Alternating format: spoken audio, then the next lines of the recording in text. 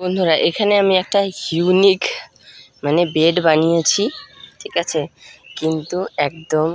নমস্কার বন্ধুরা, রোমা টেরেস গার্ডেনে তোমাদেরকে সকলকে স্বাগত। তো চলে এলাম আজকে একটি নতুন ভিডিও নিয়ে। তো আজকে আমি কিছু ফলের ক্যারেট কিনেছি, 6টার মতন ক্যারেট কিনেছি। সেই ক্যারেটগুলোকে এখন প্লাস্টিক দিয়ে মুড়ে দেবো, কারণ এগুলো ফাঁকা ফাঁকা প্রচুর রয়েছে। এই যে দেখতে পাচ্ছ, আমি এখানে একটা ক্যারেট প্লাস্টিক দিয়ে ভালো করে মুড়ে দিয়েছি, যাতে মাটিটা বেরিয়ে না যায়, জলটা বেরিয়ে না যায়, সেই কারণে। তারপরে এগুলোকে কি দিয়ে ভরবো, সঙ্গে থেকো, তাহলে বুঝতে পারবে কি দিয়ে এগুলোকে ভরবো। এই দেখো, প্লাস্টিকগুলোকে আমি এইভাবে সুন্দর করে বেঁধে দিয়েছি।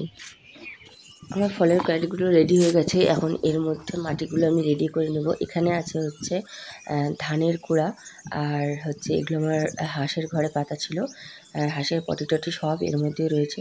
তো এর মধ্যে অল্প কিছু করে মাটি দিয়ে আমি এটাকে ভালো করে হাত দিয়ে মিশিয়ে নিচ্ছি।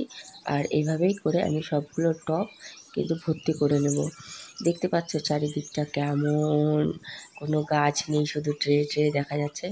আসলে নতুন গার্ডেনিং শুরু করেছি, তো এখনও গাছগুলো বড় হয়ে ওঠেনি, সেই কারণে। আর এগুলো আমি সব গরমের পট রেডি করছি, গরমের সবজি দেওয়ার জন্য। যেহেতু আমি শীত মিশ করে দিয়েছি, সেই কারণে গরমের সবজি করব, সেই কারণে আমি গরমে সব টবগুলো রেডি করে নিচ্ছি।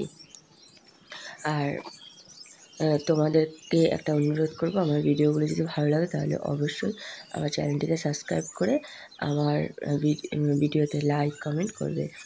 তো চলো ফটাফট করে আমি এগুলো রেডি করে নিই। আর এগুলো একটু আগে থেকে রেডি করে রেখে দিচ্ছি, তাহলে কিছুদিন টবগুলো রেডি করা থাকবে, মাটিটা প্রস্তুত থাকবে। আর ততদিন আমার বীজগুলো জার্মিনেশন হয়ে যাবে ভালোভাবে, বেশ। তো আমি এগুলোকে রেডি করে নিলাম। এবার চলে যাব এখানে আর কিছুটা রেডি করে। কী হচ্ছে, 6টা টব আমি করেছি, তো 6টা টবে অনেকগুলোই আমার মাটি লাগবে, কিন্তু আমি মাটি ছাড়াই এগুলো করব সম্পূর্ণটা কাঠের গুঁড়োর মধ্যে, কাঠের গুঁড়ো নয়, ধানের গুঁড়োর মধ্যে। আর অল্প কিছু করে মাটি দিয়ে জাস্ট ওটাকে কী বলবো, একটু জাস্ট মাটি না দিলে মনে শান্তি হয় না, সেই কারণে একটু করে মাটি দিয়ে দেবো। এখনই আমি করলা গাছ লাগালাম। এরা আমি বাড়িতে করলা খাওয়ার জন্য নিয়ে এসেছিলাম, সেটার থেকে বীজটা একটু বাড়তি হয়ে গেছিলো, পেকে গিয়েছিলো করলাটা, সেটারই সবগুলো বীজ আমি ওদিকে একটা বালতিতে লাগিয়েছিলাম। তো সবগুলো বীজই ইসে হয়েছে, জার্মিনেট হয়েছে। তো আমি ওখান থেকে এখানে একটা এনে লাগিয়ে দিলাম। এটা আমার কিচেন কম্পোস্ট বানানোর বালতি। এখানে দেখো নিচে প্রচুর অনেকটা ইসে আছে, কম্পোস্ট আমি করতে দিয়েছিলাম। তো ডাইরেক্ট আমি সেই বালতিটার ওপরেই এটা দিয়ে দিয়েছি। নিচে আমি তোমার যে চোচাগুলো, যেই রসগুলো বেরোবে, সেই রসগুলো এটার মধ্যে আমি কালেক্ট করছি। আর উপরে এটা ফাঁকা ছিল, ভাবলাম এটার মধ্যে দিয়ে দিই, তো অতদিনে এটাও হয়ে যাবে, আর এটাও আমার গাছটা একটু বড় হয়ে যাবে, তাই না? তো এটার মধ্যে ডাইরেক্ট দিয়ে দিয়েছি। দেখতে পাচ্ছ করলা গাছটা। এখানে দেখো টোটাল আমি 5টা রেডি করেছি, এখনও একটা টব বাকি আছে, সেটা এখনও ভরা হয়নি, সেটা ভরবো পরে। আমার মাটি যা ছিল সম্পূর্ণটা শেষ হয়ে গেছে, শুধু কাঠের গুঁড়ো দেবো না, একটু করে মাটি দেব, ওখানে একটা রয়ে গেছে। বন্ধুরা এখানে আমি একটা ইউনিক বেড বানিয়েছি, ঠিক আছে, কিন্তু একদম আমার ভিডিও বানাতে মনে নেই।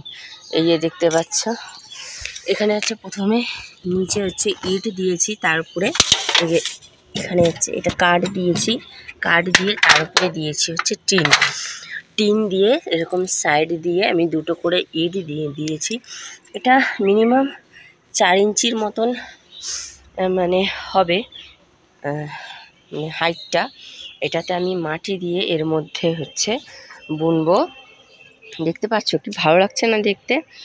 এখানে বুনবো আমি লাউ, কারণ লাউটা এখানে বুনবো কেন, লাউয়ের যে শিকড়টা হয় এটা নিচের দিকে যায় না, সেটা এরকমভাবে ছড়ায়।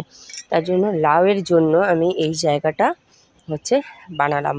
তাহলে কি হবে, অনেকটা মাটি পাবে, আর ওরা যেই প্রসেসে ওদের শিকড়টা এদিক যায়, ঠিক সেই জায়গাটা ওরা পাবে। সেই কারণে কিন্তু আমার এই জায়গাটা এইভাবে তৈরি করা হলো। ঠিক আছে বন্ধুরা, কি বলবো, সত্যি কাজের তাড়নায় ভুলে যাই ভিডিও বানাতে, ভীষণ আফসোস হচ্ছে আমার। যে কিভাবে বানালাম শুরু থেকে তোমাদেরকে দেখাতে পারলাম না। তো বেশ ভালো লাগছে, দেখতেও ভালো লাগছে, খারাপ লাগছে না, সুন্দর লাগছে দেখতে।